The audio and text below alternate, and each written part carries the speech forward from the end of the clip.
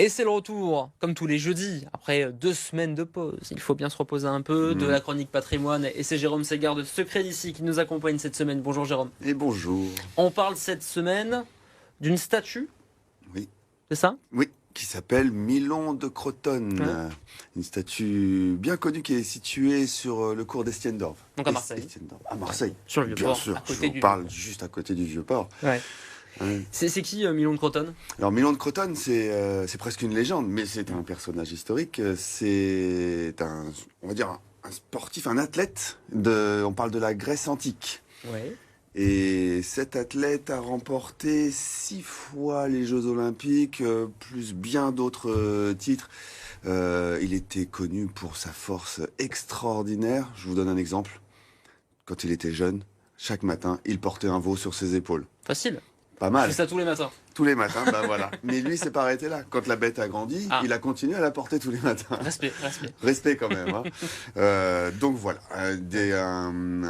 un palmarès extraordinaire et donc une légende qui va traverser les siècles.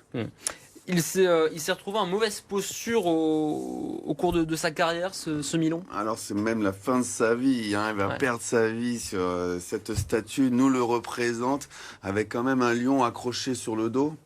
Ouais. Le lion est un peu petit, hein, mais par contre il doit faire mal, il a les griffes plantées sur lui. Et cette statue, vous voyez, il a la main comme ça qui est placée devant lui, qui est coincée. C'est une souche d'arbre, un chêne. D'accord. Et en fait, sur la fin de sa vie, il était en Italie. Il voit un arbre déjà cassé. Il va essayer de l'ouvrir. Il y a une fente dedans. Il va essayer de montrer encore une fois sa force légendaire. Et là, l'arbre s'ouvre et puis se referme sur ses doigts et le coince.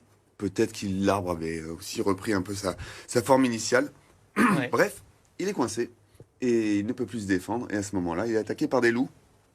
D'accord. Qui vont le manger. Ouais. Alors bon, l'artiste a préféré mettre un lion. C'est plus prestigieux. Plus majestueux. C'est plus majestueux. Et un Voilà. loup. Pourtant, les loups sont de retour en Provence. Eh Ouais. oui. À qui on doit justement cette statue? Justement, l'artiste, c'est Pierre Puget, c'est pas n'importe qui. Pierre Puget, puisque c'est déjà un artiste marseillais, et on va dire que dans le grand siècle, le siècle de Louis XIV, c'est l'un des plus grands artistes de son époque. Ouais. On lui doit de très nombreuses sculptures, des peintures aussi. On connaît à Toulon, à la mairie.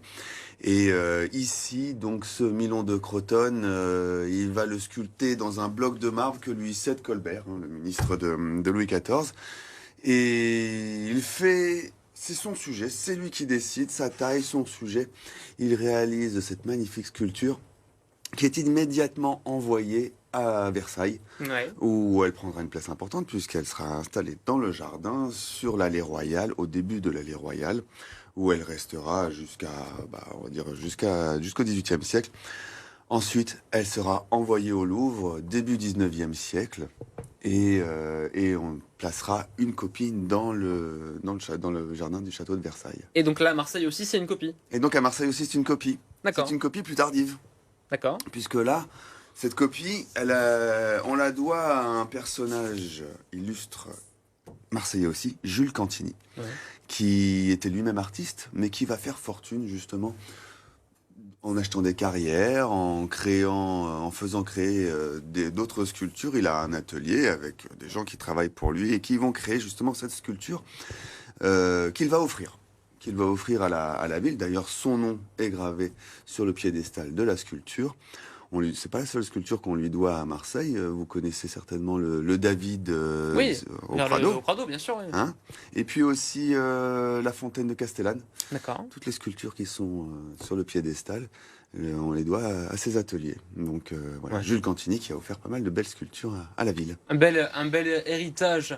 Effectivement, c'est vrai que cette statue Milon de Crotone, on passe devant, mais on ne s'intéresse pas forcément.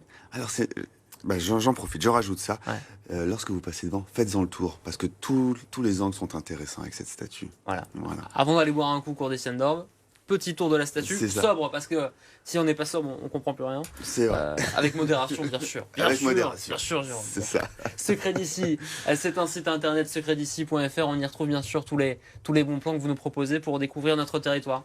Exactement, je vous invite à venir voir parce que c'est l'hiver, mais on peut encore se promener. On a quoi là de beau Là? Oh bah là, il faut profiter. Il commence à faire frais un peu, hein. Oui, oui, mais justement, les très belles couleurs dans la nature. C'est Et on peut vous emmener voir ça. Merci beaucoup, Jérôme. Secret de Provence revient jeudi prochain. Merci à Tout de vous. suite, c'est Marseille Story.